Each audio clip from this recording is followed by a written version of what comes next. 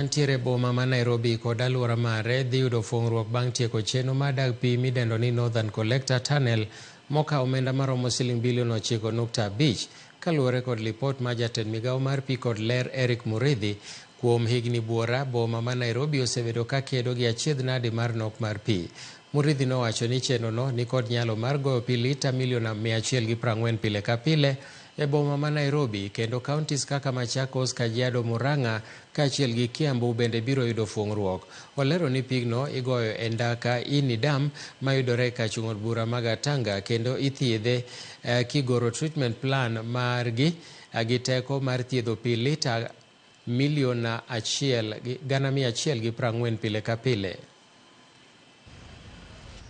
The system will bring 140 meter cubic to Thika Dam, also known as Ini Dam. From there, water will be abstracted through a DN 1200 pipeline to Kigoro water treatment works. Kigoro treatment works is an automated treatment system that is one of its kind in this country. And as we speak today, it is treating approximately 132 meter cubic,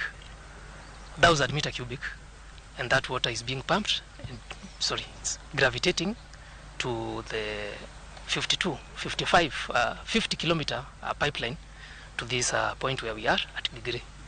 Right now, the pipeline is being washed. That is normal when a project is complete. And upon discussion with the consultants and engineers on site, we have agreed that the next step is supercharging it with chlorine, disinfection, and then by the end of the next week, Thursday, Friday, water will be available at Gigiri tanks here to be pumped to Nairobi residents. Only thing that we are urging now Nairobi County and the beneficiary counties is to manage the wastage that comes with either illegal connections, faulty meters, and faulty pipelines.